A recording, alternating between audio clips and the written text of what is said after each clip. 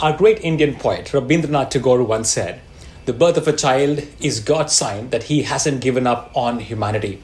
The birth of every child is a proof from God that he hasn't given up on humanity." And Psalm 127 in verse reminds us that children are a blessing and a gift from the Lord. But as Dr. James Dobson, the psychologist, said, raising kids is like flying a kite on a day when the wind doesn't blow. Raising kids is like flying a kite on a day when the wind doesn't blow. Well, it's not easy. Raising children is not at all easy. And let's be honest, most of us parent the way we were parented. Our culture, our family tradition, our own upbringing shape how we raise our children.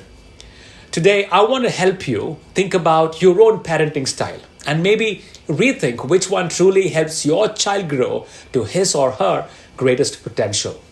Well, there are 6 main parenting styles. Let's look at them with examples we can all relate to. The first parenting style is called as the authoritarian parenting style.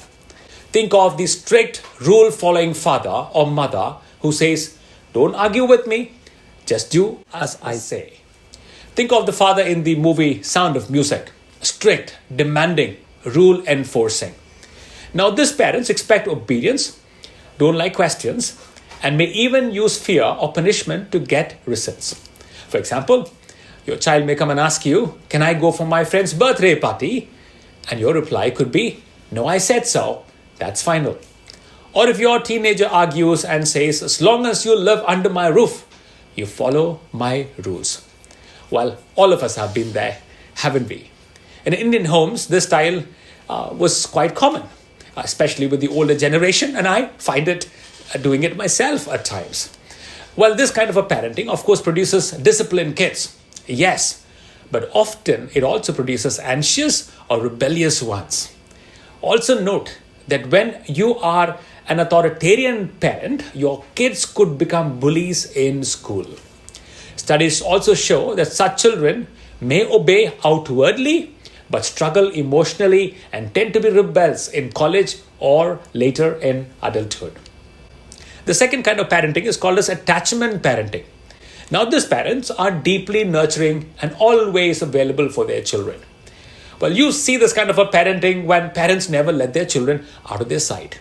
They hold them close, sleep beside them, and rush to comfort them every moment of their life. For example, if your toddler falls down while trying to walk, you immediately lift that kid up, pat them up, and tell them not to cry. Even when your child is in the college, you may end up calling them 5 times a day to check on them, or to even check if they have eaten their lunch. Now, this kind of parenting is beautiful. It builds strong emotional bonds between parent and the children. It builds in a lot of empathy though. But if overdone, it can make children over-dependent and less confident to handle challenges all by themselves. This kind of a parenting produces dependent children rather than making independent by themselves. The third kind of a parenting is permissive parenting. These parents are warm and they're loving, but let their children make all the rules for themselves. They don't like saying no to their children and want to keep their kids always happy. For example, your 10-year-old may want to watch TV till night, and you may say, "It's okay, beta, do it till you drop." Or your teen refuses to study, and you would say, "Oh, well, it's okay, do as you feel." Well, we see this often in urban Indian families. Parents working long hours and feel guilty and try to make up for their business by giving in to their child's request. But children from such homes often grow up struggling with boundaries and discipline. The next kind of parenting is called as the helicopter parenting. Of course, the term gives in this kind of parenting.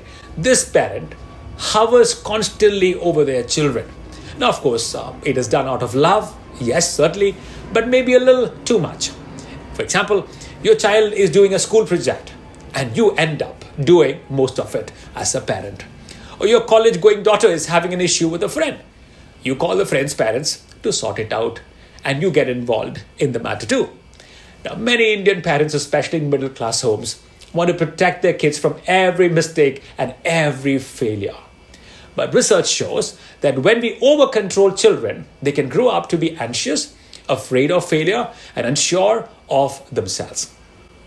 The next kind of a parenting is called as uninvolved or neglectful parenting.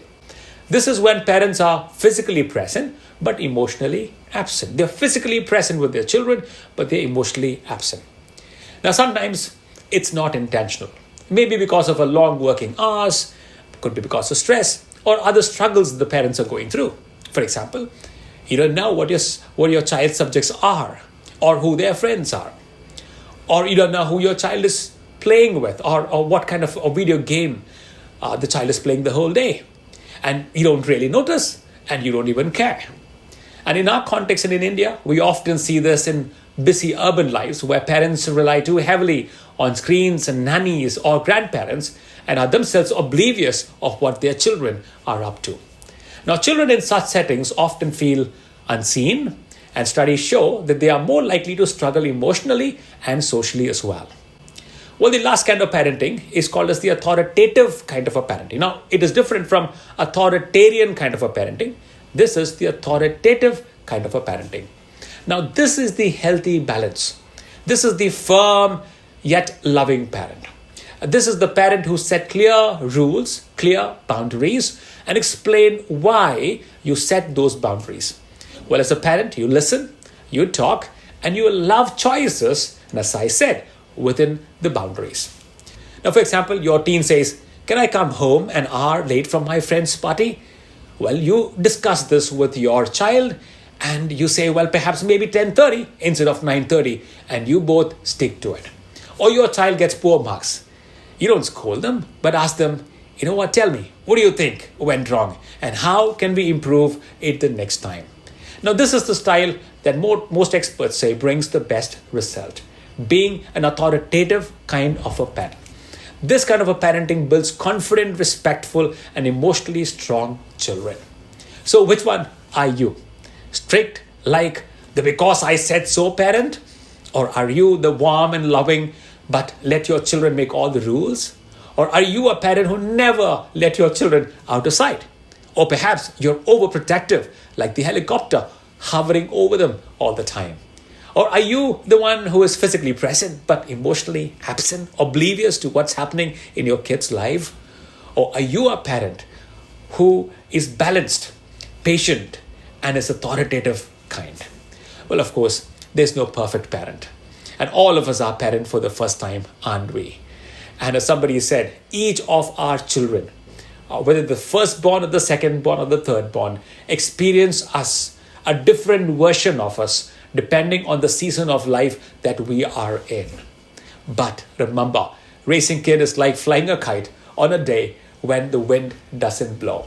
But raising a kid is indeed rewarding, and we as parents have got a big, big role to play. And I pray that we are the authoritative kinds who are patient, encouraging, listening, not absent, being present for our children. Thank you for giving me your patient hearing.